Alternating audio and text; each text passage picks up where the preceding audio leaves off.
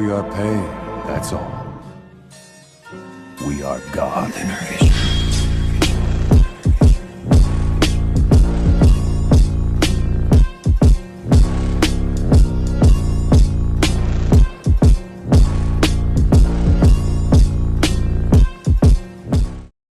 Yo guys! I'm Yuruzi. Here's part 8 of What If Naruto Studied Fuinjutsu. While exploring the Team 7 training ground, a young Naruto happens to stumble across a strangely shaped kunai embedded in a tree. Years of frustration and deciphering later, he finally cracks the Fuinjutsu formula hidden along the handle to surprising and painful results. At the same time, a ghost of the Otsutsuki sets in motion a plan to end his family's eternal conflict. Don't forget to hit like and subscribe and check the author in the description. Let's start. Chapter 31, A Kindred Spirit. 7 years earlier. Alright, I think that's just enough drinks for you, kunai, a man said as he helped her off the floor. Party pooper, her friend murmured, as she too helped him lift up their friend. No. I'm just, fine, the young woman murmured as she tried to wave them away. The sudden movement made her very nauseous, and the world felt like it was spinning out of control. She almost lost her stomach as she leaned against the bar. Yeah. You're done, Asuma muttered as he started carrying her towards the door. It had been a special night. After a lot of coercion, they had finally managed to get kunai to join them for drinks.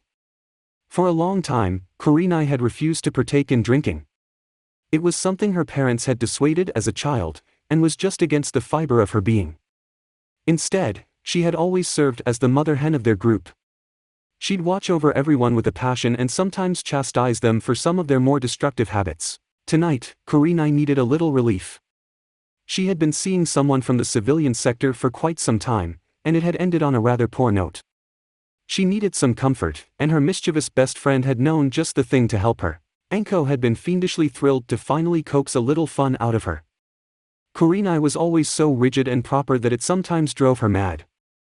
The two butted heads on more than one issue, but Anko would always apologize if she felt she had gone too far. Kunai meant too much to her to lose over something as silly as an argument. She had been there for her during a very difficult time in her life, when many others had not.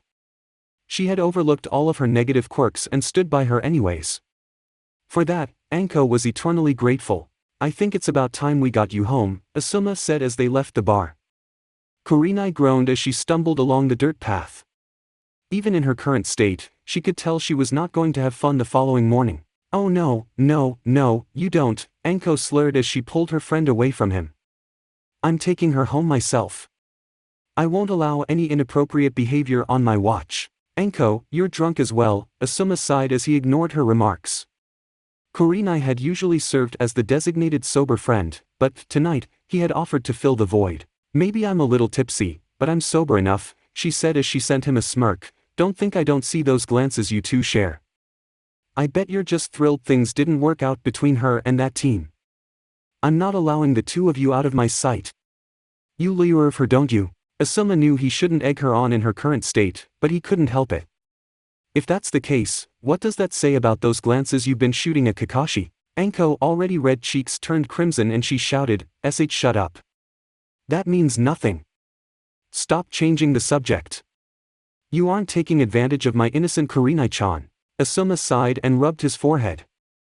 Anko could be so thick-headed, especially after she'd been drinking. I'm honestly not trying anything. I just want to make sure you both get home safe and sound. Worry about yourself, she huffed as she dragged her limp friend down the road. No one's getting near my Ku-chan. Besides, I think Guy and Hayate needs more help than she does. Night, Asuma. Asuma cursed as he watched them go off. Anko's mind was a bit clouded, but she could take care of herself if the situation arose. Kunai, on the other hand, was completely hammered. She would not be able to fend for herself if someone decided to test their luck against the drunk shinobi. The door opened behind him, and a voice called out, "Go on. I've got Guy, and Ebisu is taking care of Hayate. We can take care of things from here. Thank you, Kakashi." "I owe you one," he said as he shot off onto the rooftops. "Don't mention it," he muttered to the wind as he stared off at the retreating forms of the girls into the darkness. He might not show it very well, but he deeply cared about the well-being of his former classmates. He may have been drowning himself in work, but he made sure to come out once or twice upon Guy's request. Sensei would not have liked him being so cut off from his friends. Hee, you are going to have so much fun tomorrow, Kuchan. I just can't wait to watch, Angso sadistically cackled from the front door of her friend's house. Nighty-night, Kurinai.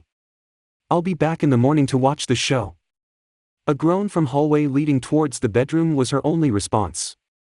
After locking the door with the key she had given her, Anko began heading off into the village back towards her place. Pleased that she was home safe, a shadow watching from a distant rooftop nodded before disappearing in a swirl of leaves. Anko pulled up her coat as she made her way through the village. It was currently around 1 o'clock in the morning, and the only inhabitants of the streets were drunkards and other wasted individuals stumbling their way home. Plus, it was freezing outside. It was the middle of October, and the frigid chill of winter was just starting to sink in. As she made her way across the streets, she glanced at the lingering decorations that adorned the shops and restaurants from the event held a few days ago. Today was October 14th, 4 days after the memorial of the Kyubi attack. It was a day of sorrow and misery, as everyone reflected on the loss of so many lives during that night. People had been shattered by the losses they endured. Homes completely destroyed, friends lost forever, and families broken apart. Everyone had something to grieve about during that day. She and her fellow classmates had been forced to stay out of the village that night. She and Kurinai had been very vocal about the decision, but their senior officers would not budge. While she hadn't agreed at the time, now she would reflect back and grudgingly agree it was the right call. She and her classmates were the future of the village, and they would need every hand on deck after the attack was finished. She hadn't been up close, but she had more than a clear view of the destruction that tore apart her village. In the end, there was nothing but misery. No winners, only survivors. Of course, those who did survive had a very clear outlet for their aggression and pain. The council had seen to it to accidentally leak the identity of the Kyubi Jinichiriki. Ever since, the boy was the subject of endless torment and disdain by both civilians and shinobi alike. Fools the lot of them. She, herself, knew the pain of being branded with something she couldn't control and being judged for it. As she walked down the road, a voice distracted her from her thoughts from the alley she had just passed. Please. Leave me alone. A young voice echoed behind her. She paused and glanced back at the small crowd of men, who seemed to be cornering a small boy. Speak of the devil. She could barely make him out through the men blocking her view, but it was impossible to mistake that wild, blonde hair for anyone else. Naruto sobbed as he backed against the wall and covered his head. The air was thick with the smell of whiskey and sake. The men were practically covered in the stench as they slowly enveloped him. Please. I didn't do anything. I swear. His pleas fell on deaf ears, as the crowd of drunken men drew ever closer. The leader of the group held a shattered glass bottle in his hand, as he approached the frightened young boy. If he were in a more sober state, he would have probably felt a little guilty about striking out at a child, even if it was the demon brat. But he was not fully in control right now. He was currently being fueled by all of the hate and sadness that had been building up for years, after the loss of his brother. Right now, he saw no distinction between the beast and the little boy in front of him. It was payback time. He glared at the boy as he raised the bottle above his head. Back off. A distinctive voice echoed through the dark alley. The group froze and turned around to stare at the silhouette of a woman glaring back at them. What did she say? One man growled as he leered at her. You heard me. What are you, ignorant and deaf? Leave the kid alone, and get the hell out of my sight, she barked as she stared down the mob. Naruto cracked one eye open in disbelief. He still pressed himself as far into the corner as he could, as one man sauntered forward. Listen, sweetie. We wouldn't want to harm such a pretty face, but we have some business here. Why don't you wait over there and maybe we'll talk a little later? She smiled, far too innocently, as she strutted towards him. Why doesn't that sound lovely, she coed, before her arms whipped forward. The man shrieked out in pain as a viper struck out from her coat's sleeves and bit him in the neck. Another snake shot from her other sleeve and began wrapping him up. Unfortunately for you and your friends, I have something called standards. They may be lower than some others, but you all unfortunately don't quite meet the bar, sweetie. She lifted the man into the air, and violently tossed him into one of the garbage bins that lined the alley's walls. The metal frame bent from the force of his impact, and the other men stepped back in fear. She turned her steely glare upon them, and they nearly wet themselves. Her eyes did not hold the playful twinkle they usually held. Anyone else?"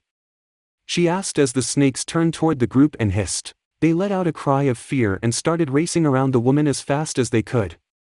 One particular man made the mistake of growling "snake bitch" as he passed by her. Fast as lightning, her hand lashed out and caught him by the throat. Unfortunately for him, his friends seemed to be worrying more about their own safety than his, as they raced away into the night. "What was that? I don't think I quite heard you. Could you repeat yourself?" she asked as she pulled him closer to her face. "And nothing. I said nothing. TSK, TSK. Didn't your mother teach you it's impolite to lie to a lady?" she asked as she tightened her grip on the man's throat. He gasped for air as she slowly crushed his windpipe. He cried out garbled sounds as he tried to say something. "What was that? ICHM SOCHRE. Was that so hard?" she asked as she tossed him out of the alley. He gasped as he tried to refill his lungs, and he took off running as soon as he partially regained his breath. Satisfied with her work, she glanced at the small boy huddled in the back corner. His eyes were wide in shock as she walked up to him. He didn't know whether to be reassured or horrified, as she knelt before him. She gazed into his eyes and offered him a smile. Not one of her more playful ones, but one that was more honest. "Don't let anyone put you down, kid. You're more than that," she said as she lifted him to his feet. He was silent and his eyes were full of wonder as he stared up at the woman who had saved him. He was simply too shocked to speak. No one had ever stood up for him like that before. Gigi's masked men would occasionally step in after a while, but he always felt that it was more of an obligation rather than out of kindness. "Get inside before you catch a cold, kid, and try to stay out of trouble," she said as she ruffled his hair. She offered one last, sly smile as she headed out of the alleyway and walked off into the village. After a few minutes, the boy slowly tiptoed out of the alley and stared at her shrinking figure around the corner. Who was she? 3 weeks later. Enko happily skipped as she made her way towards her favorite sweet shop. The citizens who recognized her felt their hearts clutch in their throats at the sight of her glee. If Enko was happy, that meant someone else was surely not. She had just finished a lovely day observing at the interrogations division. She had been applying to joining them for the past year, and finally her application was accepted. ANBU was fun, but it never held that same personal thrill that interrogation seemed to hold. It was just a perfect fit with her, and she had even been paired up with the head of the division himself. It was like a dream come true. After her long session, she had decided she would treat herself, like every other day, and sit down with a nice plate of dango. What was even better was that she didn't sense her secret stalker today. Ever since she had stuck up for the little runt, she had begun to notice a tiny presence following her around the village. It didn't take long to realize who it was. The little blonde boy would stick to her like gum to a desk. He would never approach her directly, but he would be watching her from behind a corner or a rooftop. It had been a little cute, at first, but now it was beginning to get on her nerves. 15 minutes later, she was happily snacking down on her favorite treat outside of the little shop. As she popped another fresh stick into her mouth, she could sense the gaze of 2 older gentlemen sitting at a table near her. She didn't technically mind being glanced over once or twice. Hell, she loved to tease innocent chumps with her killer looks, much to Kurenai's distaste. However, she did have an age limit, and these 2 were clearly past it. It was beginning to tick her off, and she was about to say something, when one of the men was drenched in red paint. She and the other occupants were shocked as the man cried out over his hair and clothes being stained. Immediately afterwards, the other man was painfully pegged in the forehead by the metal can, sending him toppling over his seat. Everyone glanced across the street and stared towards the rooftop at a young boy with goggles. "Keep your eyes to yourselves, you perverted, old lechers," he cried out before he turned around and fled. Enko chuckled as the 2 old men started sputtering and trying to excuse themselves to the other patrons, who were now shooting them dark looks. Enko glanced up at the retreating form of the brat and decided it was time she really sat down and talked with the brat. The young boy was silent, darting from corner to corner as he followed the purple-haired woman in a trench coat. He had been following his mysterious savior for some time now. A mixture of gratitude, curiosity, and, admittedly, hero worship pushed the little boy to find out more about this strange woman. He had followed her around the village almost every day for the past week now, and was mustering up his courage to come right up and thank her. He had decided today was going to be the day, so he was now tracking her path down her usual route after work. He followed her until she made a strange turn and went down a dark alley. This action surprised him, and made him cautious as he approached the corner to the alley. He slowly glanced around the corner, and he was shocked when he found that she had just disappeared. He slowly crept towards the dead end as he looked everywhere for her. There were no other paths, and no doors leading out of the alley. Where could she have gone? He yelped as he was knocked from his feet and dragged along the ground. He shrieked and fought against something wrapped around his ankles, as he was lifted into the air. He fought and kicked against his restraints, but was silenced and awestruck as he found himself face to face with the mysterious woman. They were silent as she hung him there with her snakes firmly wrapped around his legs. Neither said a word as they stared into each other's eyes. Naruto was oddly quiet as he gazed back at the usually snarky woman. Hello, he stuttered before she released him. He fell to the ground with a thud, and her snakes retreated back into her coat. Why are you following me, kid? She asked as she placed a hand on her hip. The usually boisterous boy seemed uncharacteristically shy as he stood back up and shuffled his feet. And never got to say thank you for what you did the other night, he stuttered as he glanced at the ground. Think nothing of it, she said with a dismissive wave. Those guys were just assholes and needed to be put in their place. But you stood up for me. No one has ever done that before, he said as he reached into his pocket. He felt his heart fall a little as he stared at the slightly smushed box. Wanted to thank you, but it got a little crushed in my pants, sorry. He was clearly nervous as he bowed and presented the box in front of him. He hoped she would like it.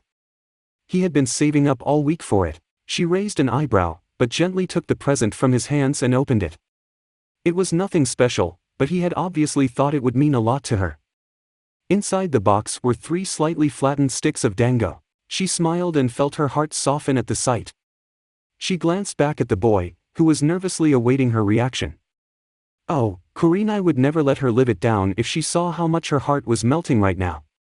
He was just too adorable with his chubby, little cheeks and wide eyes staring up at her. She smirked down at him and stuck the stick into her mouth. By the way, I loved what you did the other day at the sweet shop. Those old bastards really had it coming. He giggled at the memory and was more than surprised as he felt her ruffling his hair. She knelt down in front of him and smiled. Anko Mitarashi. Pleased to meet you. His face lit up with a big smile as he reached out his tiny hands. Nice to meet you, Anko Ne-chan. I'm Naruto. Naruto Uzumaki, present day. Anko smirked as she watched the brat chatting away with his team. All of the applicants who had made it past the first exam were all gathered in front of her home away from home in preparation for the second test. The forest of death loomed over the applicants, casting discomfort through some of the younger genin. Some said it had been an experiment from the first Hokage that was abandoned after some unforeseen accident. Either way, it served today as the ideal training site for ANBU and special jounin. There was nothing too dangerous that a chunin wouldn't be able to handle, but there were plenty of massive wildlife that could get the drop on you if you weren't careful. Back to the blonde, she watched as he chatted with that stick-in-the-mud Uchiha and the small, shy Hyuga. Oh, she could not wait to sink her teeth into her development, literally and figuratively. From what she had heard, the girl was as quiet as a mouse in public, but a lion in combat. She was looking forward to seeing that firsthand. She would have to force Kakashi to introduce her to his little team down the road. Seeing how the blonde neglected to mention much of her, she needed to make sure they had a good impression of who they were dealing with. Kakashi was going to do it whether he liked it or not, and, unless he wanted to sleep on the couch, he was going to like it. The blonde had come so far from that day she discovered him in an alleyway. During his time at the academy, he would occasionally come to her asking for help, and she would always be willing to oblige. She had been happy to whip him into shape, and she had all too many sadistic ways of doing so. Snakes turned out to be quite powerful motivators. Watching him converse with his friends was starting to make her feel old. Hell, she wasn't even 30 yet. She shouldn't be feeling old. Yet, it filled her with a strange satisfaction to see how far her lonely, little boy had come. It just felt odd thinking back how fast time had flown by. Kakashi had kept her up to date with their training. She hadn't given him a choice. The man had run them ragged, and she loved every detail of it. Sicking his mutts after them was her particular favorite highlight. She was drawn out of her thoughts as she noticed the runt jogging towards her. What is it, shorty? You better not be thinking you'll be getting any special treatment. Wouldn't dream of it, he chirped, ignoring her irritating nickname. His height had always been a sore point for him. I just wanted to let you know I really am sorry for not checking in. I feel bad about it. Don't be, she chuckled as she gave him a noogie. I know you're busy. It just wouldn't hurt to drop by every now and then. It just feels weird without you around. I remember a time when you wouldn't leave my hip. God, you're starting to sound a little old, Nei-chan, Naruto whistled, before he gulped and realized what he had just said out loud. Anko's face darkened as she loomed over him. What was that, you pipsqueak? And nothing. I didn't mean it. She cracked her knuckles as she took another step towards him. Do I need to give you another lesson in manners? As the Naruto shrieked at the imposing figure, Sasuke and Hinata watched a little off to the side. They certainly seem close, Sasuke commented as Anko started chasing down the boy. I'm just surprised he hasn't mentioned her as much, Hinata said as they watched Anko catch him in a headlock. I think he did mention a sister during our introductions, Sasuke muttered as he tried to recollect that day. Either way, I'm not too surprised. Guy has a one-track mind.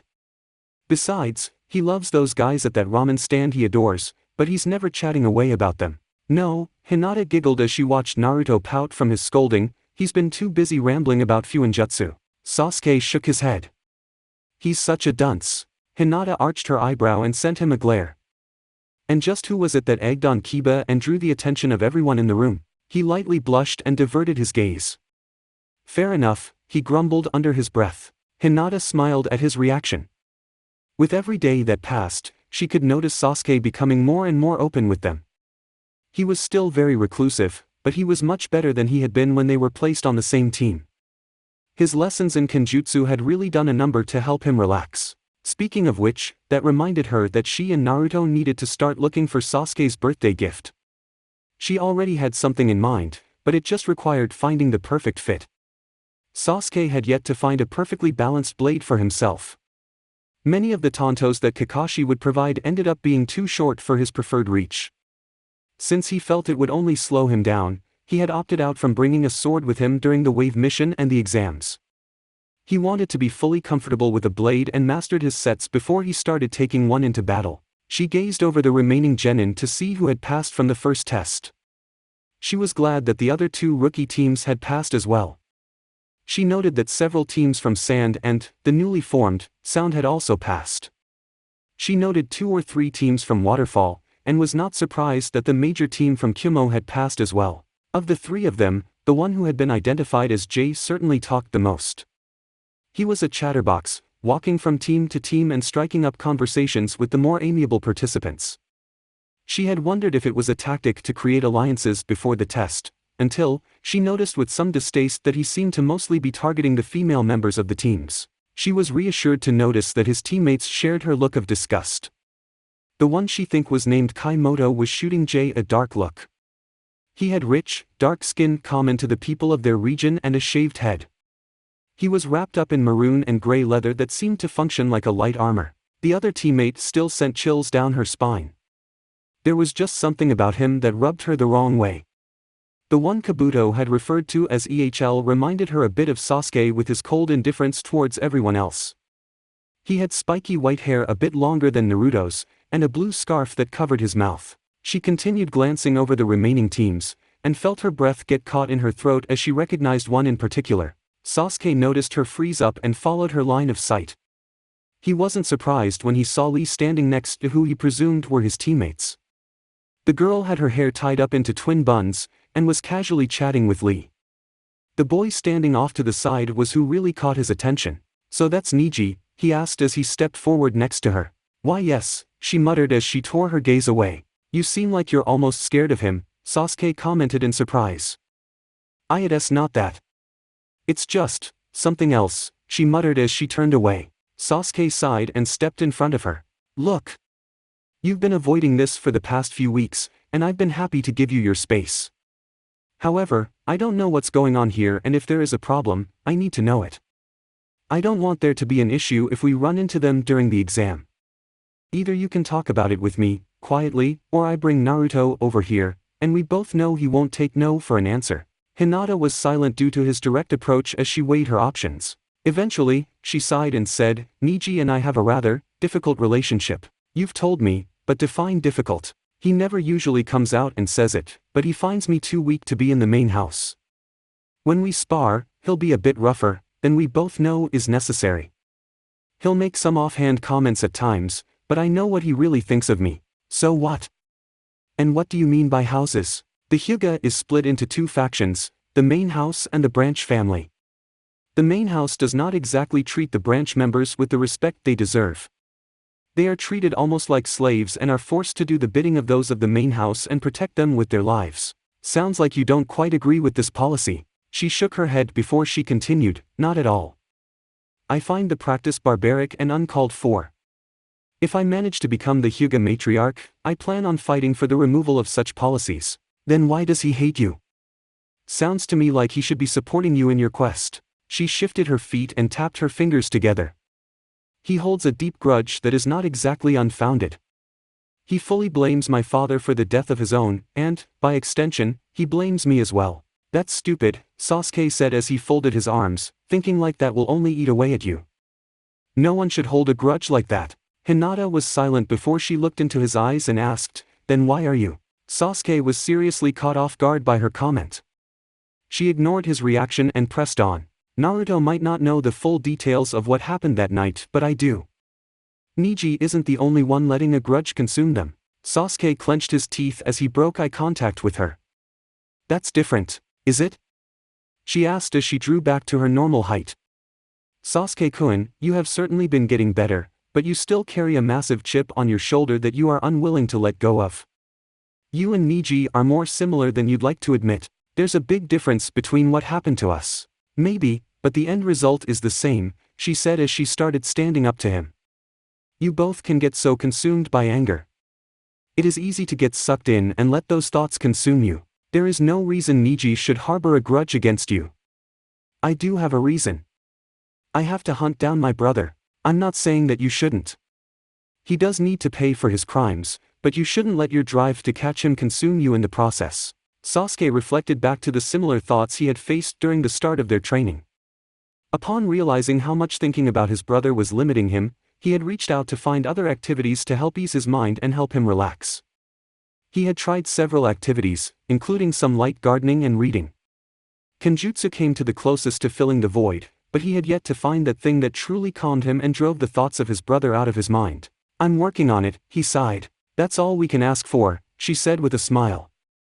She chuckled before she said, now, if we are done with our little therapy session, I believe we have a test to complete. Sasuke chuckled and nodded as they turned back to their blonde teammate, who was saying his final goodbyes to Anko. She rustled his hair one last time, and Naruto jogged back up to their group. And?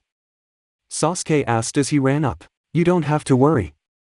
Nei-chan isn't going to be giving us any special treatment, just because she know me. Good, Sasuke nodded. He did not want to be coddled. He wanted to be tested on his merit alone, without any aid outside of his team. If anything, she is going to be even harder on us, Naruto chuckled. She can be quite the slave driver. I'm sure she's not that bad, Hinata chided.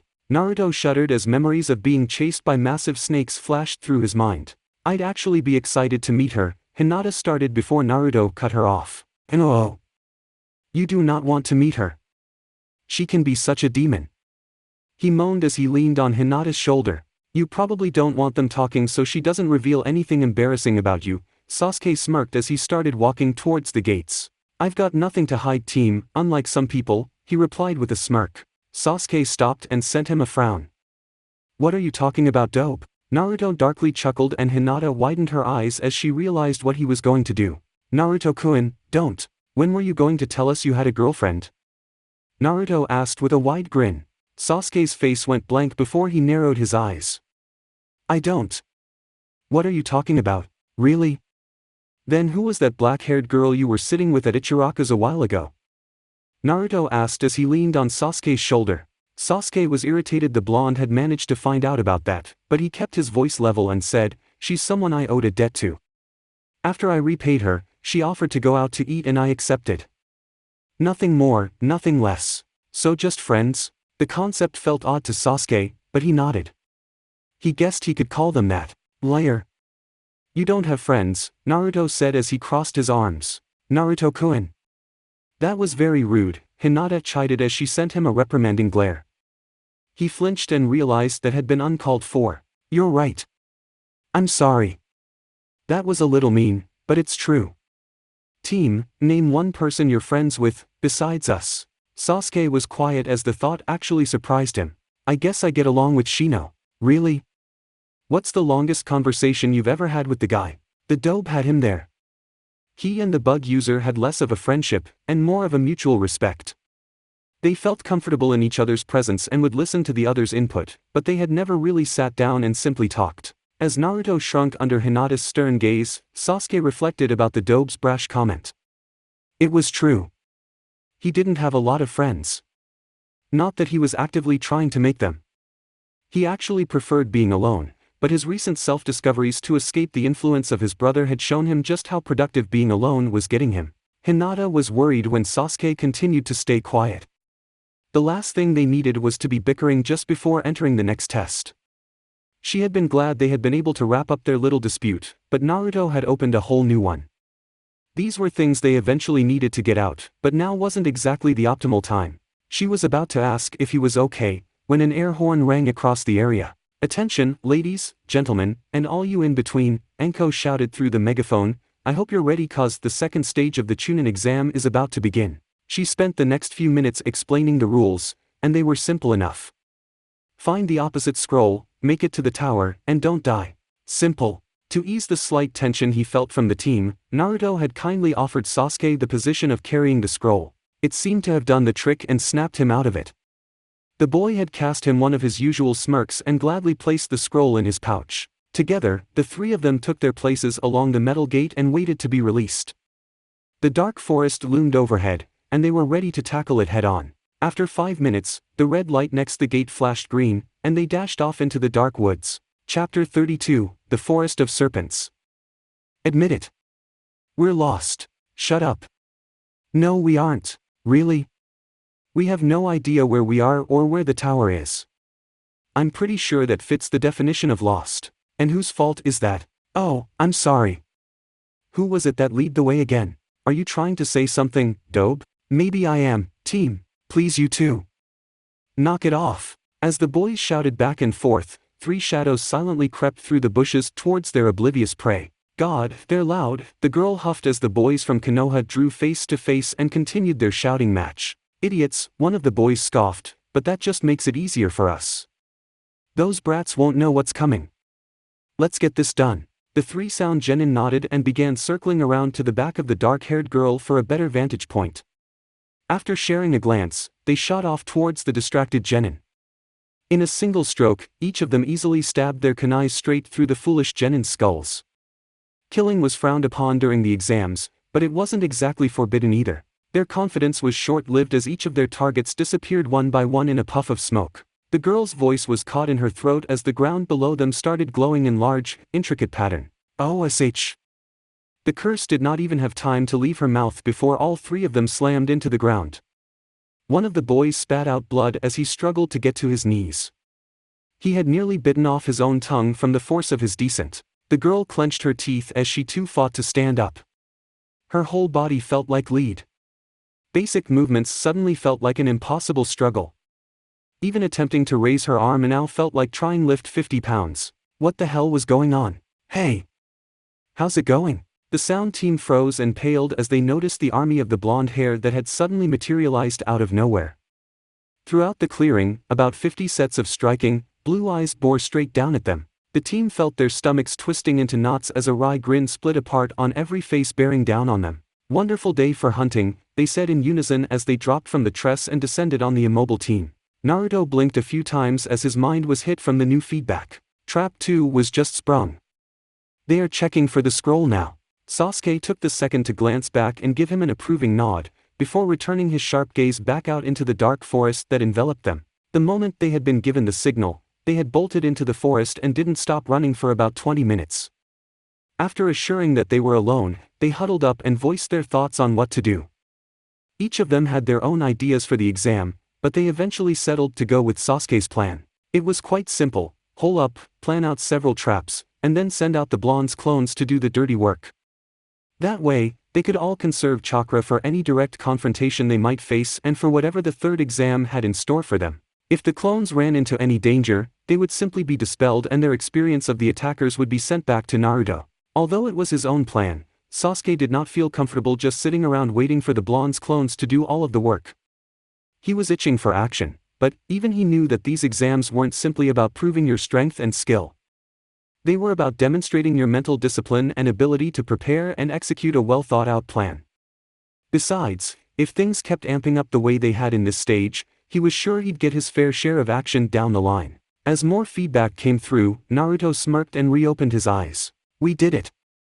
They have an Earth Scroll, or rather, had an Earth Scroll, he chuckled as he started to stand up. Sasuke smirked as he pulled away from the roots.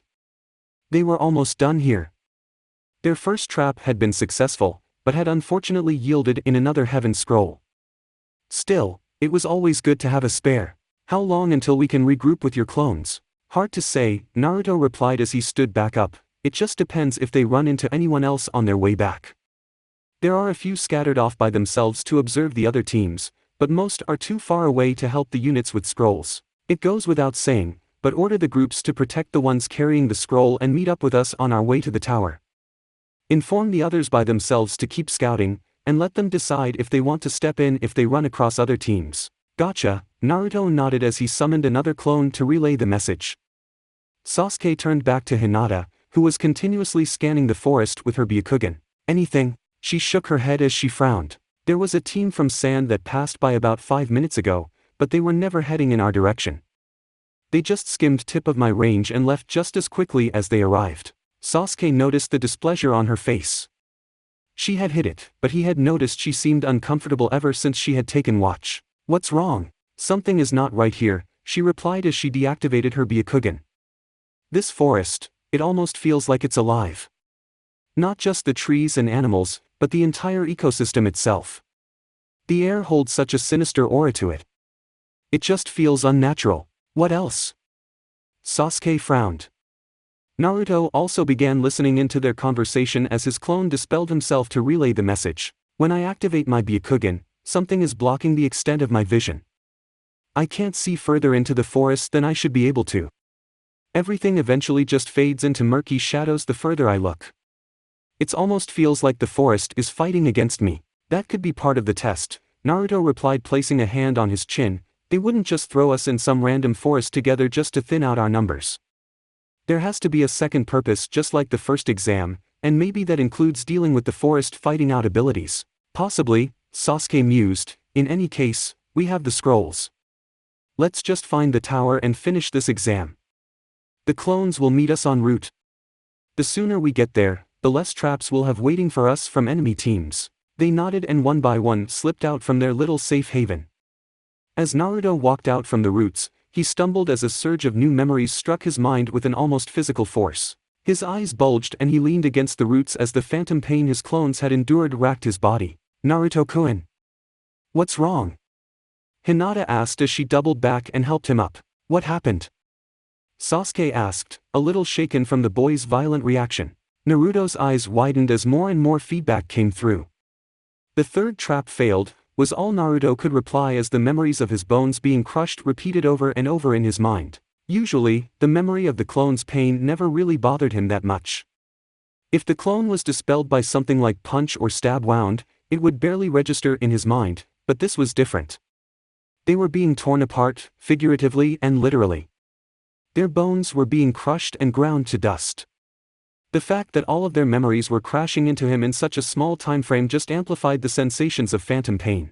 We really need to avoid the team from Suna, he gasped as he took the bottle of water Hinata offered him and gulped it down. Why? What happened?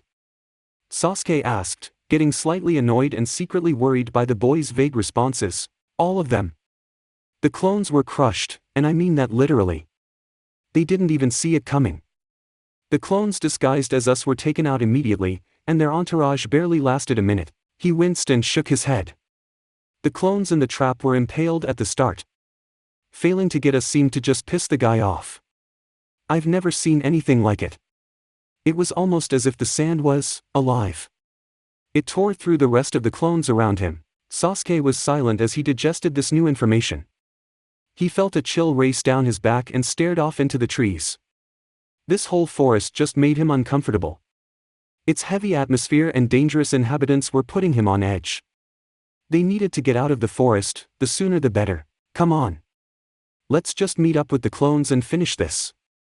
This place gives me the creeps. They all nodded and, as soon as Naruto could catch his breath, the three shot off into the woods. As they dashed away, a pair of yellow eyes watched from the darkness. The figure dropped into the clearing without a sound and stared after them. It cocked its head and a sadistic smile lit up its face as it stared off in their direction. It had finally found its prey and it was excited. After receiving the message from the boss, the clones around the forest began mopping up their work. The two main groups securing the scrolls were on an intercept course with the originals, while the rest branched off doing their own thing. Some had decided to embrace their mischievous nature and cause trouble for a few of the other teams. They'd toss in an exploding tag or get a punch in before they would disappear. One particular clone had been dispelled after a rather nasty kick to the head courtesy of Lee. While many clones sought to cause trouble, there were others that couldn't help but try to help some of the teams. They couldn't help it. It was just part of the fabric of their creator. He was just too empathetic for his own good. One clone had caught a glimpse of the Kumo team fleeing from some unknown assailant. One teammate was bleeding profusely from his leg. The chatterbox of the group had seemed uncharacteristically somber as he carried his teammate away from whomever they had faced. The clone had tried to offer his help, but was shut down immediately by a kunai straight through his forehead courtesy of the Silent One. A few of the others had slightly better luck reaching out to other teams. One clone had managed to run into teammate, and happily served as bait for them to trap an enemy team. Pretending to have been cut off from the rest of his team, the clone had served as the distraction as Sakura weaved a powerful genjutsu over a team from Waterfall. By the time the leader realized what was happening, Kiba and Akamaru were drilling into them with their tsuga. After helping Shino take down the remaining member, the clone was happy to let them take the scroll that they needed. Fulfilling his promise to pay Sakura back, the clone had given them a cheerful salute before racing off. He kicked off the tree branch as he raced further and further into the dark depths of the forest. He was running low on chakra and he knew it. He was considering just dispelling himself when a piercing scream off to his right caught his attention. It could have been a trap, but it wouldn't really matter considering he was a clone. Besides, he just couldn't help himself. Whenever someone was in trouble, he just had to reach out. She felt her back press against the bark of the tree and her heart sank. Her hands shook as she gripped the kunai in her hand and pointed it at the massive beast looming over her. Though, compared to it, the kunai could barely be considered a toothpick. Tears stung her face as she noticed her teammates behind the massive creature racing away in fear. Of course the bastards would run. They never cared. No one ever did. She closed her eyes and cried as her miserable life drew to a close. What was the point? Her mother was gone, and the village didn't care about her. She was just a tool for them. She sunk to the ground as the colossal centipede clicked its massive tendrils and knelt down to finish things. She clenched her eyes, waiting for it to be over. Suddenly, she was bathed in blistering heat and her vision flashed white. The massive creature squealed in agony and reared back on its many legs as it was consumed in a raging, yellow inferno. It fell on its back and began writhing on the ground trying to put out the consuming fire. She was shocked as a figure landed in front of her and continued his harsh attack. The massive creature's thrashes were greatly disturbing as it wriggled in agony. Eventually, the beast came to a stop and a disgusting stench filled the air. The boy wrinkled his nose and waved away at putrid smell. He put on a brave face as he turned around and faced the terrified girl. "Oh man, that stinks. Sorry about your bastard teammates. They should be ashamed for abandoning their teammate." He reached out his hand, but she was too astonished to take it. She had just accepted her fate and had been willing to die, yet here came this stranger and just saved her. Why? Why did you save me? Why not? I was passing by and you were in trouble. That is always reason enough to help someone. He ignored her surprise and grabbed hold of her wrist and lifted her up. He offered her a reassuring smile as he picked up her glasses, which had slipped off her face during the attack. Ignore them. For abandoning their teammate, those guys are less than trash, he said as he offered her the glasses. If they are being assholes, don't listen to them. If they call you weak, prove them wrong. That's my mentality, and it has gotten me far through my life. She trembled as she quietly nodded her head and placed her glasses back on. Anyways, he shrugged, I gotta get going. I'm basically out of chakra as it is. I understand if you might drop out due to the lack of support from your teammates, but if you want to keep going, stay away from the northwest. Some of the major heavy hitters are over in that direction. Good luck. With that, the blonde boy gave a salute and disappeared in a puff of smoke. Just as quickly as he had appeared, the strange boy vanished. The red-haired girl whipped her head around as she tried to discover where he had gone. Even with her sensory prowess, she couldn't pick up head or tail of the strange boy's chakra anywhere near her. Karen adjusted her glasses as she quietly stared at the smoking carcass of the massive centipede. Just who had that been? Naruto stumbled as he nearly missed the next branch along his trajectory. That does it. He needed to deal with this now. He dropped down from the canopy, and was shortly followed by Sasuke and Hinata behind him. What is it? Sasuke asked as his red eyes darted across the tree line, scanning for potential attacker he might have missed. Ugh, I can't take it. I am sorry, but I have to go. Rally bad, Naruto whined as he hopped up and down. Sasuke wanted to slap himself in the face, and shot the dobe a cold glare. We are in the middle of the exams. Just hold it. I can't, he whined, squirming in place. I wanted to go after the first exam, but Nachan held me up. I'll be right back.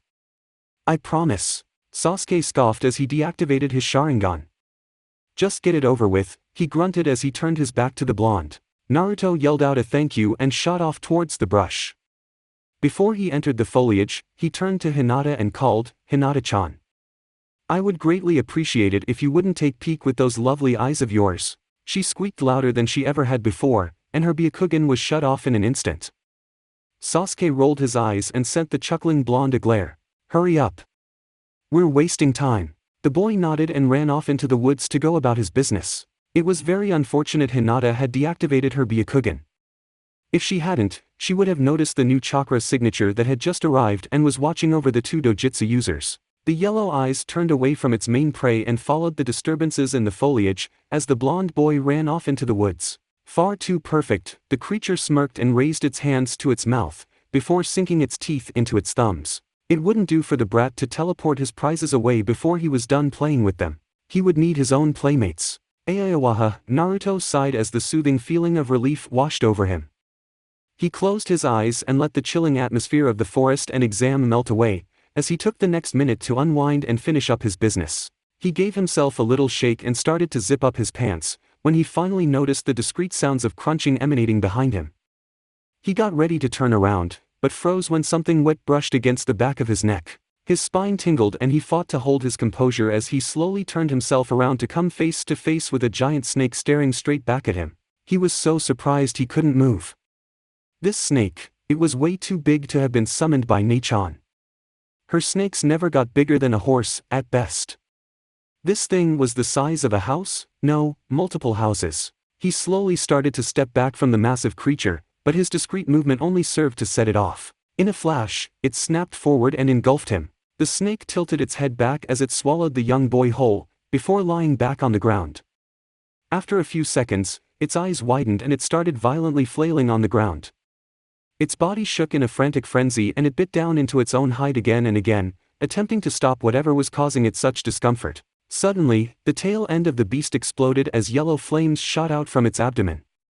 The beast hissed to the sky, and let out something similar to a roar before slamming into the ground. Out from the charred body a figure emerged, who immediately began coughing up a storm. Naruto could only cry out in disgust as he attempted to wipe off the mixture of blood and stomach fluids covering his clothes and hair. His reprieve was short-lived as 3 more massive snakes entered the clearing. Oh, shit, was all he could muster as the snakes reared up and stared down at him. He stared up at the massive serpents and only smirked. Oh, they were going to pay for getting the drop on him, especially during his private business. He raised his hand up to his face and bit his thumb. Sasuke tapped his foot as he stared off in direction the blonde had disappeared. This was just getting ridiculous. He's taking far too long, he muttered under his breath. Maybe we should go and check on him. Hinata replied. Despite the situation, Sasuke smirked and sent her a glance. If you want to check on him with your Byakugan, then go ahead, but I'm not carrying you if you pass out from seeing something on accident. Her cheeks flared red and she sent him a light jab to the shoulder. She was about to retort, when she noticed someone approaching from the shrubs. About damn time, Sasuke scoffed as he stared at the approaching mess of blonde hair. I was beginning to wonder. He was cut off as Hinata grabbed and yanked him behind her. The veins around her eyes burst to life as she glared at the figure before you. Who are you and what do you want? She asked in a cold voice.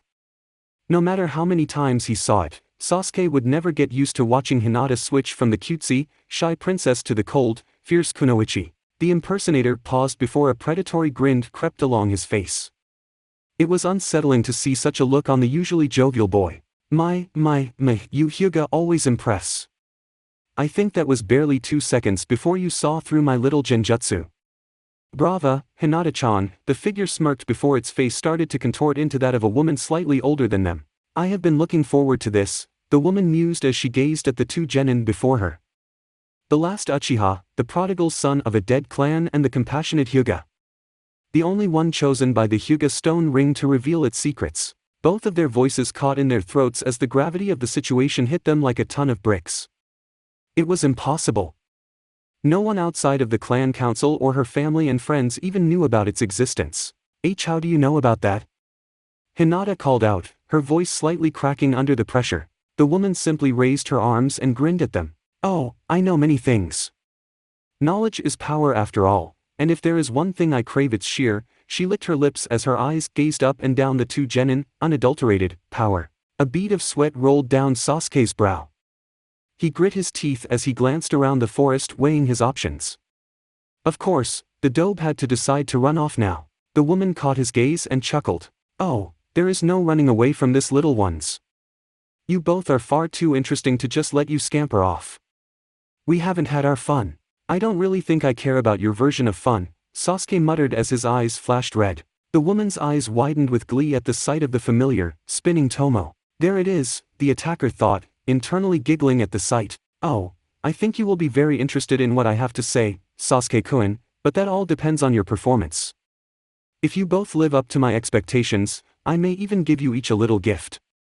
If you don't, well, let's just say I would be horribly disappointed, the woman finished in a pout before another smirk plastered her face. Let's begin. Immediately, their whole world shifted as the atmosphere suddenly became heavier than they could bear.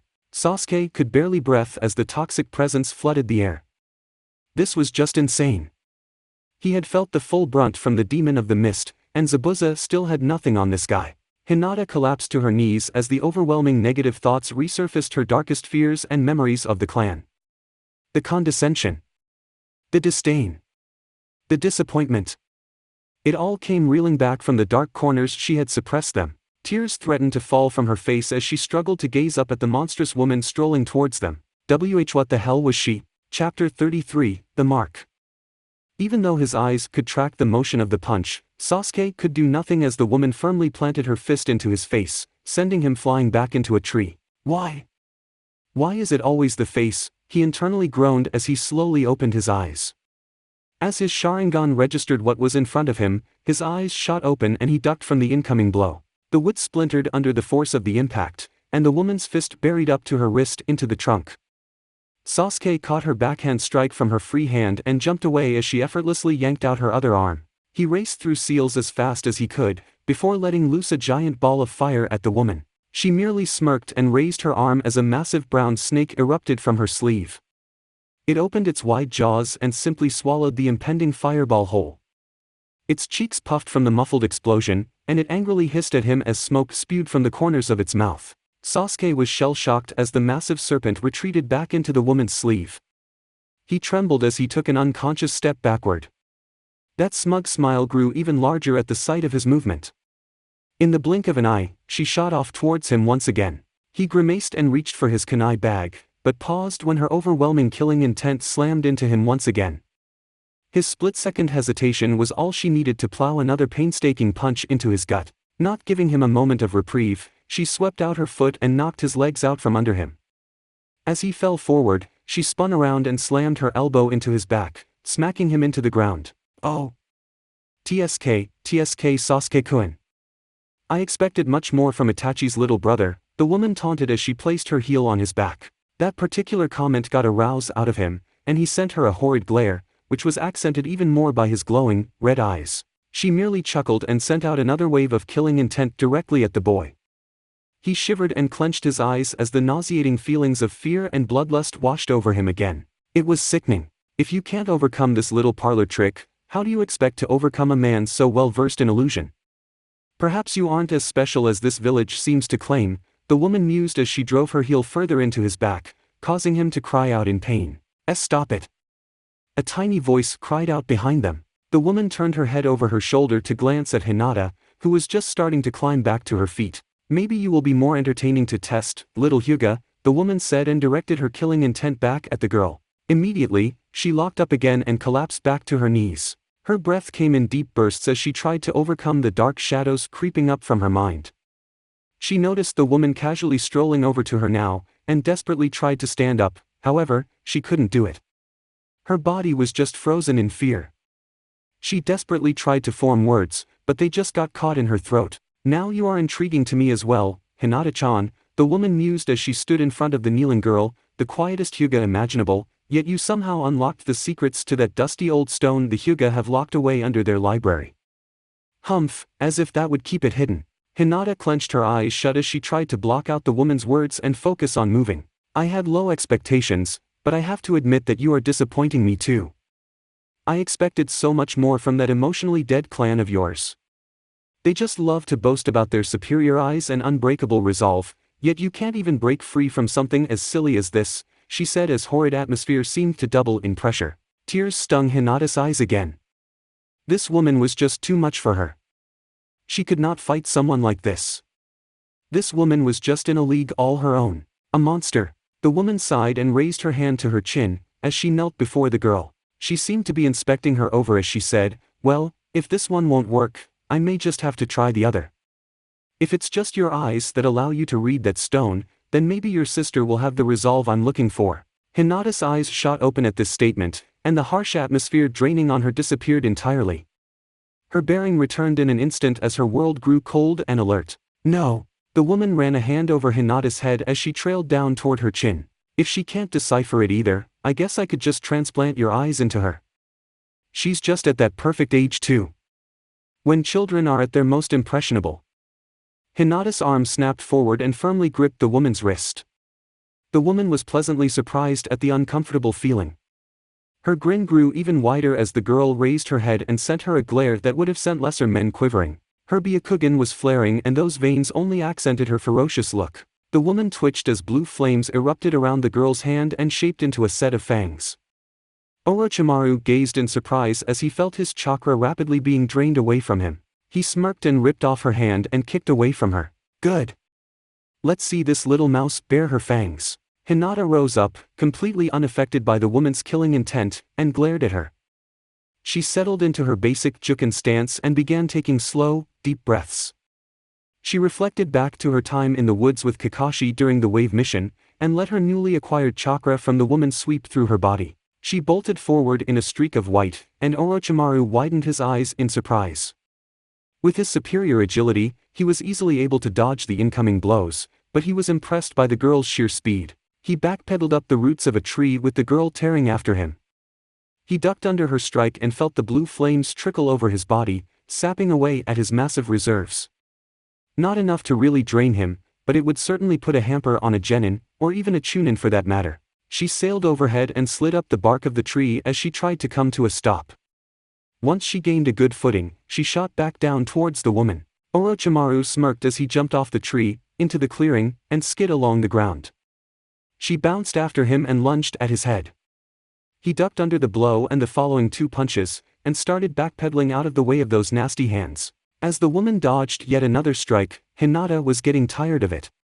She raced through hand signs and shouted, "Suiton, pressure stream." A torrent of water burst from her mouth straight at the woman, whose smile never left her face. The creepy woman raced through her own seals and slammed her hands into the ground, casually saying, "Doton, mud wall." The earth shot up in front of her, taking the force of the attack. Hinata internally frowned and started manipulating the jutsu.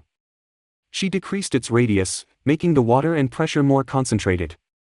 The stream cleanly cut through the stone wall, forcing the woman to dive out of the way. She scampered away from the wall closely tailed by the stream of water, and began racing through another set of signs. Futon, shredding vortex. She crossed her arms in an X pattern and slashed them towards the girl.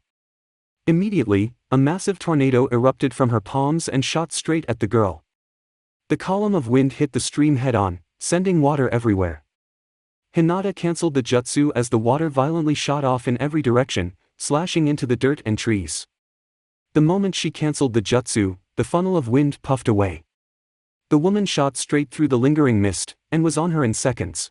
Hinata ducked under the oncoming strike and let her chakra flow throughout her body once again. She kicked off of the ground and sent a kick at the woman's head, which she dodged. Very clever, Orochimaru chuckled as he sent a kick of his own at the girl, which she managed slap out of the way. It's impressive for someone your age to know about forcing. You knew it takes quite a toll on your chakra reserves, so you compensated for it earlier by combining it with your little draining technique. It makes you quite fast for a genin, but not quite fast enough. To drive home that point, he whipped out and smacked her in the face, sending her sliding back several feet. She came to a stop and cut off the technique as she glared at him.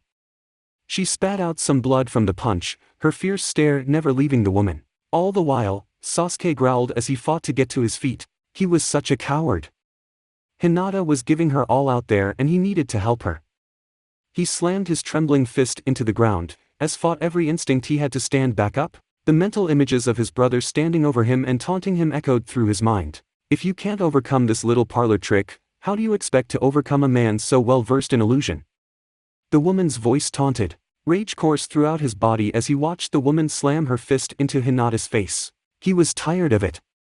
Tired of being powerless. He was going to help her. He had to help her. He could not lose anyone else.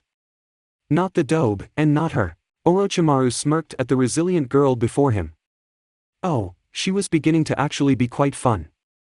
He began to raise his hands in another hand sign, when he felt a presence rapidly approaching behind him. He whipped a hand back to smack down his impending attacker, but was surprised when the blue blur ducked under the punch slammed his own punch into the Sannin's stomach. The boy caught his outstretched arm, and used it to twist around and deliver a right kick to the woman's exposed back. Orochimaru grunted as he stumbled forward and yanked his arm free from the boy's grasp.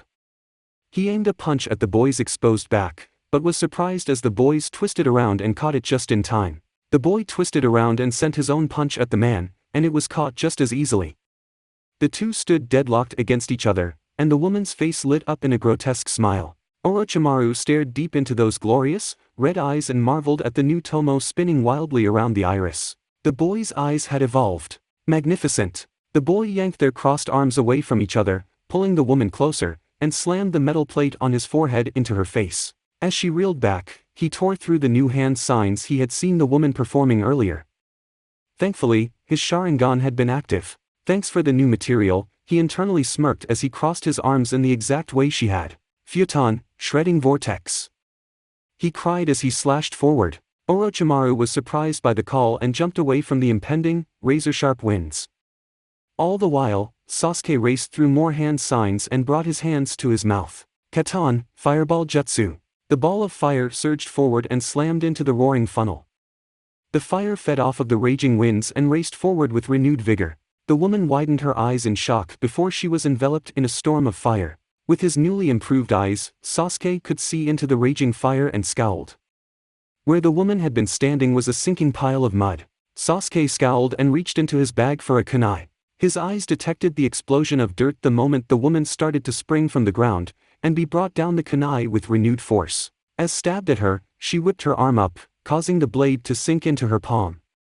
Seemingly unaffected by the action, the woman's other hand whipped forward and clenched his throat. She chuckled as she lifted him into the air.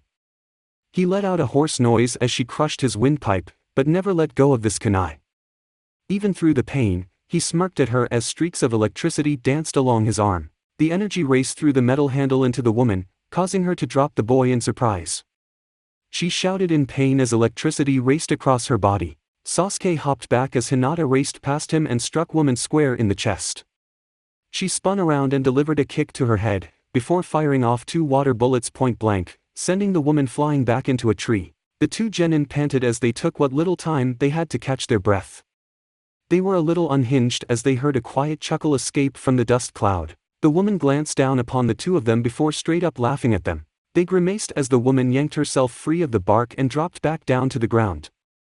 Her head was leaned to the side like a curious puppy. "Oh, now this is more like it," the woman cried as she licked her lips. "This is the kind of fun I was hoping for. Just a little bit more you two, and then you'll get to receive your prize." Her smile threatened to split her face as she raced towards them again. Sasuke pulled out a set of shuriken and launched them at the approaching woman. He raced through more seals and cried out, "Katan, Phoenix Fire Jutsu.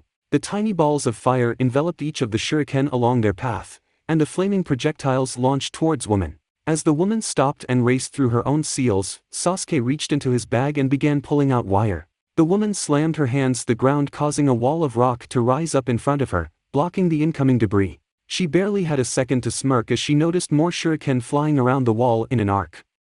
She gave them a cautious eye, before she noticed the glint of light reflecting off the wire. She tried to jump to the side, but she was soon pressed against her own mud wall as the shuriken slung around the wall, effectively tying her in place. She reached for her kunai bag to cut through the wire, but cried out in pain as over 1,000 volts raced through her system. On the other side of the wall, Sasuke cut off the electricity as he finished his final hand sign. Katon, Dragonfire Jutsu.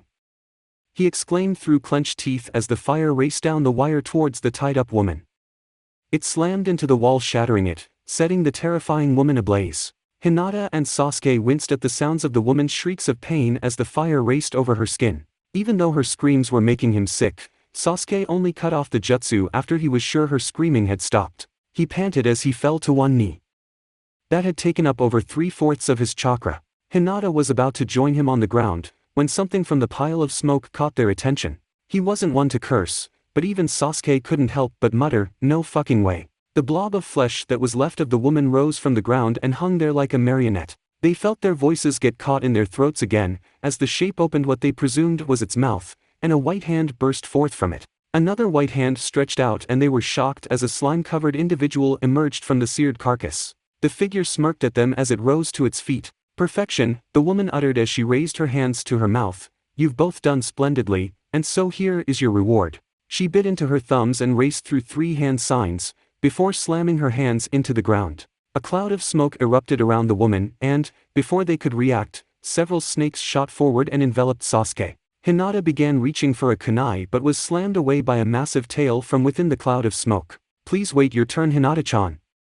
This requires some delicacy," the woman called from the top of the massive serpent's head. Hinata winced at her massive bruise as she flipped through the air. Fighting through the pain, she caught hold of a branch and swung over it into a crouching position before turning back and staring down at the massive snake looming over Sasuke. Things were getting out of control, even more than before.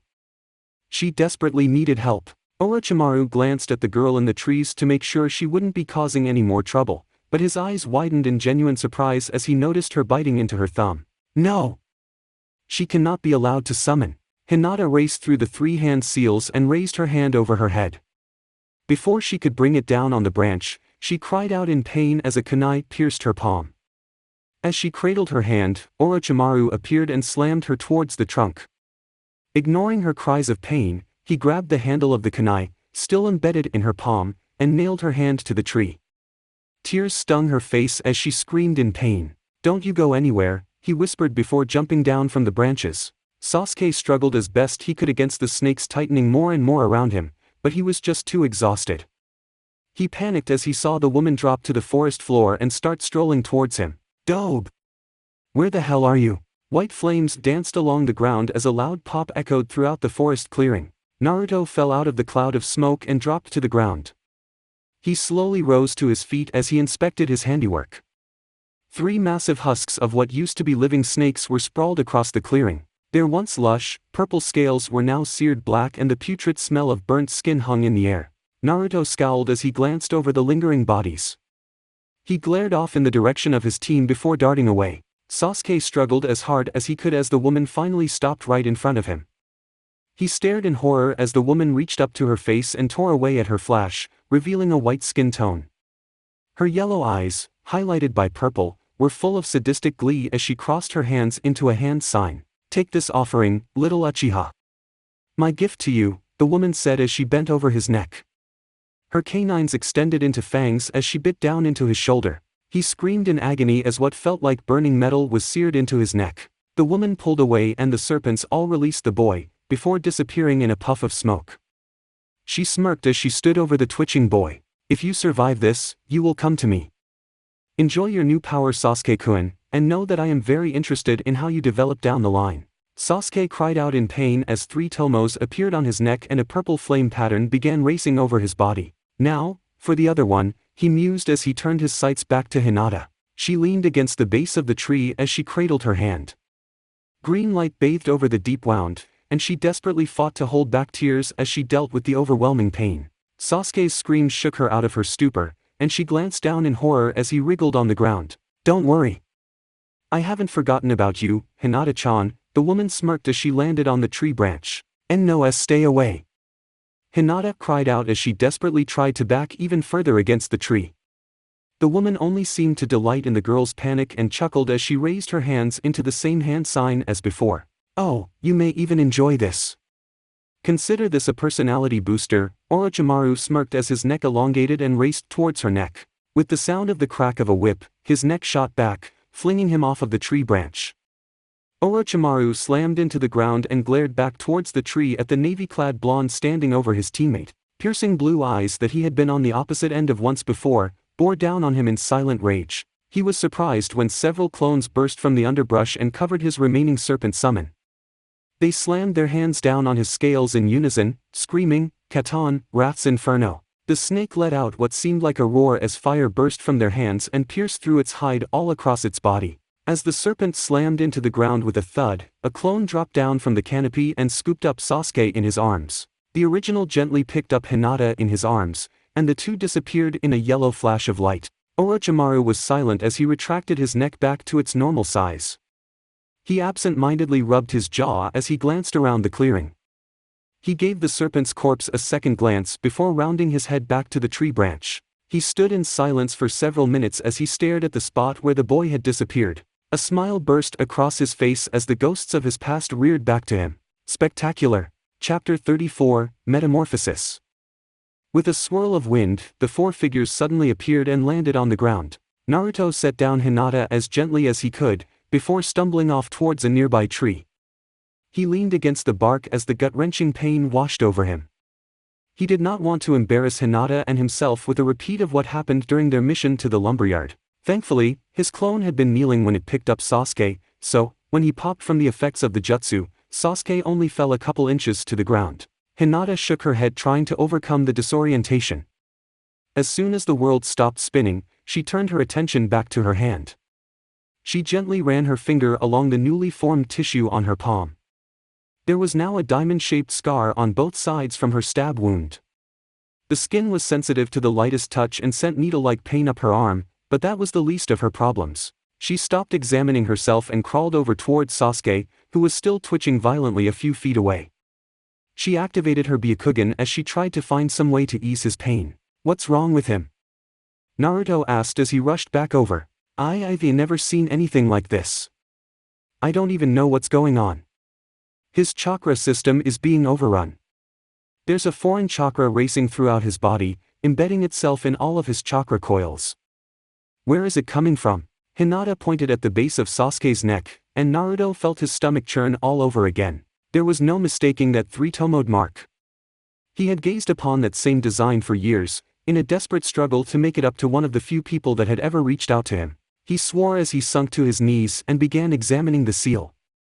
He placed a hand out to touch the design, but quickly reeled back as a purple flame singed his fingers. This was bad.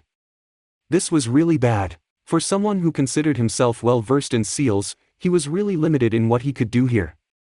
During his time studying Anko's seal, he had frustratingly made no progress in finding a way to remove it. He had, however, developed a new curse sealing method that functioned even better than the one she already had. A problem with the curse seal was that it was always beckoning its host to use its power. It would eat away at the mind, urging the host to give in and tap onto its chakra. Its beckoning would dramatically increase under situations of extreme stress or anger. The evil curse suppression seal served to limit its presence from the mind, but the curse seal would still rise up if the host were under strenuous circumstances. Naruto's version of the seal corrected that error. The seal blocked out the callings of the seal even when the user was under stress. However, the host could still draw on the power of the seal if they so desired, and the more they used its power, the more it would warp their mind. Even he couldn't undo the damage once it had been done. Hinata began rummaging through her pouch for her medical supplies, but took the time to shoot Naruto a concerned look. "Are you okay, Naruto-kun? You were gone for an awfully long time. We were growing worried before that man showed up." I am fine," he muttered as he continued to glare at the seal. "A few snakes held me up." She was silent as he failed to elaborate any further. He was just too entrenched in his thoughts. She glanced down and felt her heart sinking further as she watched Sasuke twitch in his sleep. Is there anything you can do? Hinata asked as she watched the boy intently stare at the pulsating seal. He growled as he shook his head. I have the tools, but there is not enough space or time right now. I have no idea how to remove this thing, and the curse suppression seal I have in mind would take way too long to apply, especially with the exams still going on. If we didn't have the other teams potentially breathing down our necks, I could probably have this thing done in 4, maybe 3 hours. He shook his head as his fist clenched the grass. I can't place an ordinary chakra suppression seal around it either. All that would do is create a buildup of chakra at the base of his neck. The pressure would keep growing and growing until it overcame the seal, and I don't know what kind of damage that would do to his system. Hinata bit her lip and pulled out a handkerchief. Isn't there anything we can do? She asked as she dabbed the sweat away from Sasuke's forehead. Naruto grit his teeth and he shook his head. Damn it! He cried as he punched the ground, causing Hinata to flinch from his outburst. She grew more concerned as he let out a weak chuckle. Some seal master I'm turning out to be, he murmured. When it comes down to it, I can't even save one friend. Hinata tentatively reached out her hand and rubbed his shoulder. It's going to be okay. I know you can figure this out. You always do. Besides, you said it yourself. You just need time. When we're done here, you'll have all the time in the world to get this sorted out. I'll help him as best as I can, so you just focus on getting us out of the forest. Naruto was quiet before he took a deep breath and flashed her a light smile. She was right, as usual. He could do this. He would do this. But first thing was first. His clones needed to double time it to their position. The sooner they made it to the tower, the better. Hinata was quiet as her mind finally had time to settle down after that whole debacle. She was honestly still shaking from her interaction with that twisted man. His mere presence had just felt so toxic, grating away at her and forcing her deepest fears and insecurities rise to the surface. As she reflected on the man's words, one particular comment shook her like a storm. And the compassionate Hyuga. The only one chosen by the Hyuga stone ring to reveal its secrets. And Naruto-kun. He knew. Naruto shot her a confused look. He knew about what? She shivered as she stared him in the eyes. The stone. He knew about the Hyuga stone monument. Naruto's face went white as the implications washed over him. How? I thought only you and the clan's crummy council knew about it. How could he know? She bit her lip as she felt her heart pulsing harder and harder as anxiety crept in. I don't know. I don't know. This is horrible. That is one of the clan's most heavily guarded secrets. If he found out about that, who knows what else he knows about, he finished as the two were left with those uncomfortable thoughts. Hinata unconsciously reached towards the back of her neck, to the one, blind spot within the Byakugan's range. 2 hours later. Hinata dabbed the wet handkerchief across Sasuke's forehead as she wiped away the new layer of sweat. Thankfully, he was finally starting to settle down. His temperature was finally dropping and his chakra system no longer looked like it was about to burst. It still worried her that the vile chakra was still lingering inside his system. It was no longer rushing throughout his body, but it was still sitting there, as if it was waiting. They had both wanted to move him, but they were worried about his condition deteriorating. It also would have been challenging for the both of them to keep an eye out for potential attackers and guard him, while on the move. Instead, Naruto wanted to wait until his clones met up with them and provided an entourage to the tower. The clones had all gotten the signal and were converging on him now. With any luck, they could be there any second. As Hinata closed her pouch, she felt a familiar sensation at the back of her neck that made her stiffen. Living around other Byakugan users for years helped develop a kind of sixth sense for whenever their distinctive gaze was turned on you. It was essential for a clan who could literally see through walls. She whipped her head around and gazed into the trees to find the harsh, pale eyes staring right back at her. In an instant, 3 figures dropped down from the trees and surrounded the group. Hello again, Hinata-chan. I wish we could have met again under better circumstances, Lee said mournfully as he blocked them off on the left. Naruto sent the leader a glare, as he and Hinata took up a defensive stance around Sasuke. Please relinquish your scroll to us now, and we can avoid unnecessary conflict, Hinata-sama. Niji Enai-san, please. Our teammate is gravely injured. We don't want to fight you. Lee perked up at the word injured. What has happened to Sasuke-kun? Some crazy bastard bit him, and left a curse seal on him. That guy did not belong in the exams. The damn thing has been tearing through his chakra system ever since, Naruto replied, never taking his eyes off the leader. Then we must get him proper treatment. We shall help and escort you to TH. No, Lee. We will not, Niji cut in. But Niji, they are our comrades and in need of assistance. We need to help them. We do not need to do anything. Right now, it is every team for themselves, and we have them at a disadvantage. I'm sorry Lee, but I have to agree with Niji on this one, Tenten said reluctantly, as she shot him a sorry look. This is still an exam, and we need to focus on getting out of here as soon as possible. As the team had their litter dispute, Hinata's mind was racing through the possible ways she could hold them off, while defending Sasuke. To be honest, the odds were heavily stacked against them. While she didn't think any of Team Guy would actually try to harm Sasuke, there was no way of telling that they wouldn't use him as a distraction for her. She began to reach into her kunai pouch, but was surprised when Naruto caught her hand. Alright, if you just want the scroll, take it and leave, he said bitterly as he reached in his bag and tossed Niji the scroll. Naruto-kun. Are you sure? Hinata asked, astounded by his decision. Naruto clenched his teeth and just nodded his head. He didn't like it, but he also really didn't like their odds here. Even if Sasuke were conscious, he would still be cautious about going head-to-head with Team Guy. Sasuke and Hinata had already warned him how fast that Lee Guy was, and if Tenten could use her sword as confidently as she was handling it, then she was no pushover either. Then there was the Hyuga, who seemed to be calling the shots. If the guy was commanding that kind of respect from Lee and his teammate, he was not someone to take lightly. Niji ran a hand along the scroll and scanned it over once with his Byakugan for any tricks. After confirming it was authentic, he smirked and placed it inside his bag. Then that settles that. Glad to see that you know when you are outmatched Uzumaki, he sneered, which earned a growl from the boy. Alright, we've got what we came for. Let's move out for the tower. And with that, Team Guy burst away back into the trees. Lee was silent as the team shot off through the woods. Leaving Team 7 like that just didn't sit right with him. I know what you're thinking, and you are not going back to help them, Niji called out without looking over his shoulder. This is not right Niji, and you know it. They are our comrades in arms, and you just want to abandon them. We are not abandoning them. This is an examination of their skill and ability to adapt as a team. If they cannot hold out, then they do not deserve the title of Chunin. This is no place for rookies to begin with.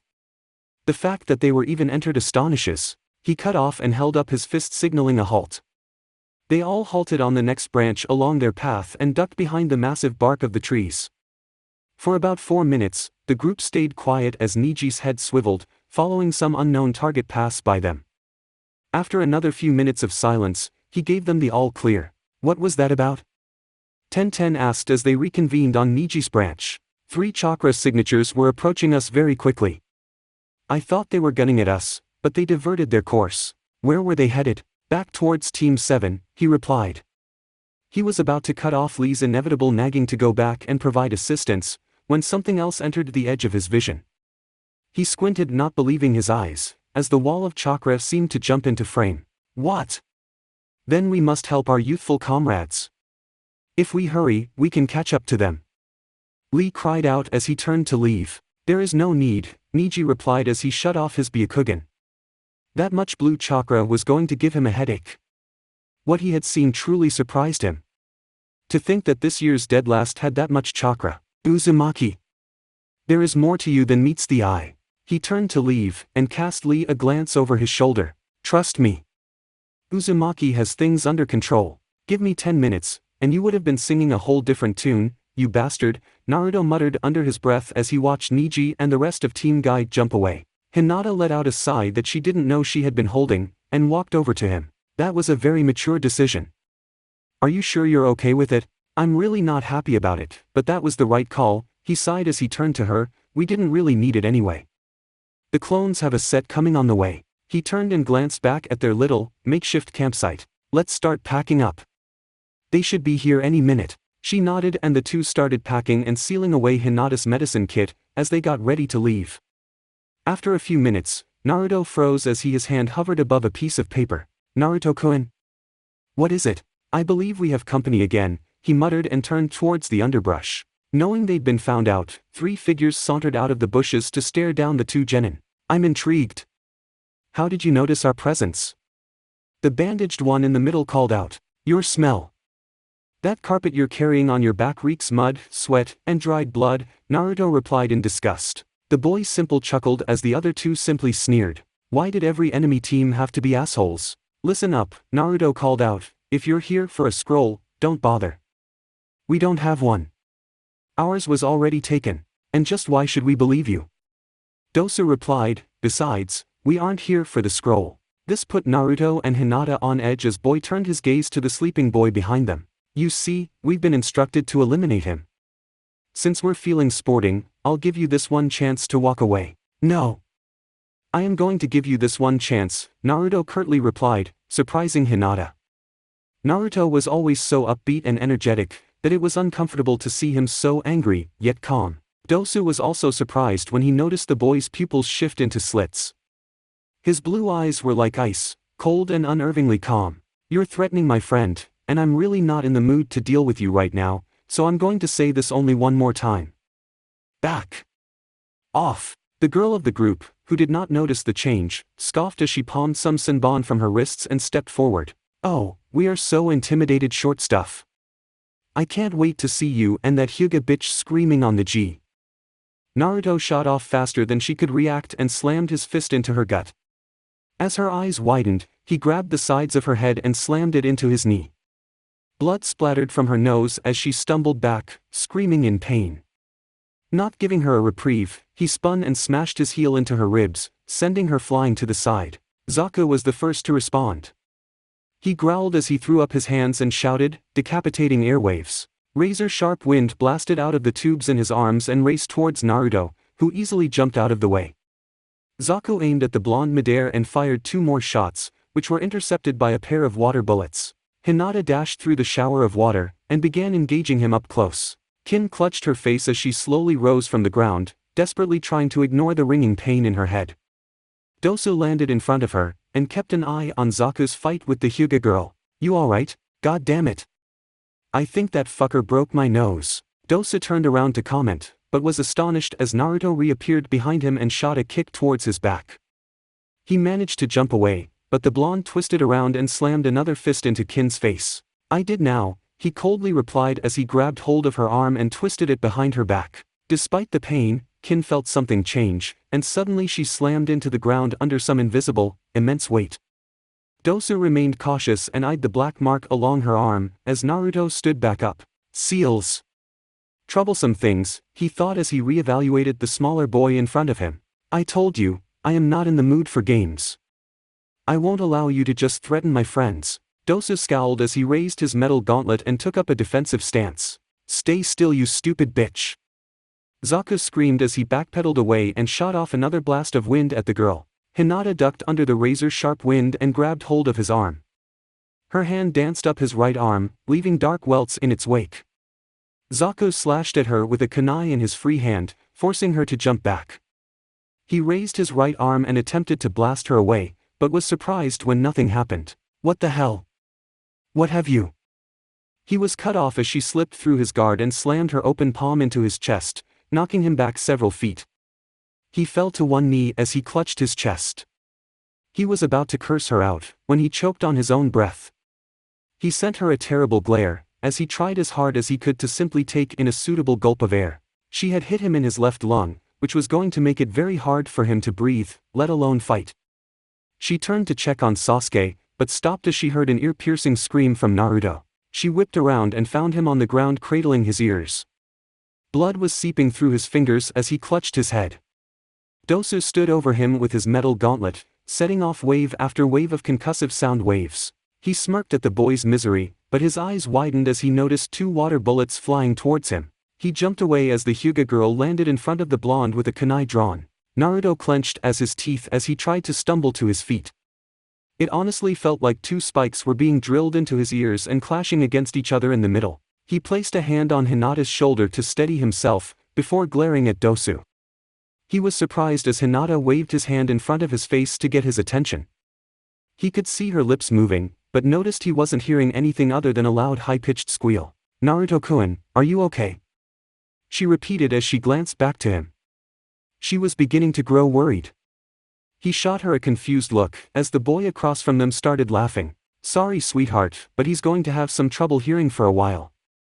It happens when your eardrums are blown out," he smirked as raised up his metal gauntlet. She was about to respond, when Naruto cried out and grabbed his ears.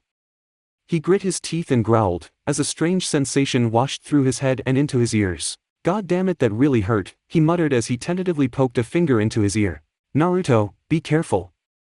You don't want to injure the eardrum any more than it already is," she said instinctively as she grabbed his arm. "Sorry, Hinata-chan," he replied, surprising everyone. "How the hell?" Dosu asked as he glared at the blonde. Naruto sent him a pained smirk. "Let's just say I heal really, really fast. Now that hurt like a bitch, you bastard. I'm not going to fall for that again." "So you say," Dosu replied as he began to crouch down. "Don't even try it. Give up. You are now outnumbered and overwhelmed. For your sound attack to work, you need to get close to us. We, on the other hand, can gladly take our time and attack you with long-range ninjutsu. Take your team and just get out of here." Dosu chuckled as he took up his stance. "I'll agree that you have me outnumbered, but I think overwhelmed is a bit of a stretch." "Really? Is that so?" a voice called out from behind him. Dosu twisted around and felt his heart sink at the sight before him. They were everywhere. Hanging on every tree and branch. Over 100 grins bore down on the sound ninja, as Naruto sent the clones a grin. "Just in time, boys. Now, I believe you were saying something about not being overpowered," Dosu cursed as he glanced back and forth between the original and his clones. There was no denying it now. He was in serious trouble. He had tried to keep a cool head after the boy easily took down Kin, but now he had to admit was really in over his head. However, he couldn't just abandon his mission. Orochimaru-sama had ordered them to kill the Uchiha, and he was not one to accept failure. If he tried to fight, he was a dead man. If he ran, he was worse than dead. His thoughts were disrupted as a new feeling washed over the clearing, sending chills down everyone's spines. "Orochimaru-sama? Here?" Dosu thought as he wildly looked towards the source of the disturbance and felt his heart stop. Across the clearing, the Uchiha boy had finally risen to his feet and his appearance shocked the sound nin. Dosu had just assumed the boy had been injured from some run-in with another team, but the reality was even more horrifying. Black, flaming marks danced along the boy's skin, as vile chakra literally poured from his body. The familiar, horrid chakra that every sound nin was familiar with radiated from a tiny marking that glowed on the back of his neck. The curse mark. But why? Dosu thought as the pieces started falling into place. Orochimaru didn't want them to kill the Uchiha. He wanted them to be his test subjects. The boy stumbled forward and flashed Dosu a look, which froze him to his core. Those burning red eyes only served to accent his demonic-looking presence. Zaku stumbled to his feet as he fought to wrestle his breath back under control. He flinched as his movement drew the attention of the boy. He blinked and stumbled back as the boy suddenly appeared in front of him. The Uchiha grabbed him by the collar and yanked him up to his face. "And who might you be?" That's it for part 8. Thank you for watching and see you in the next video.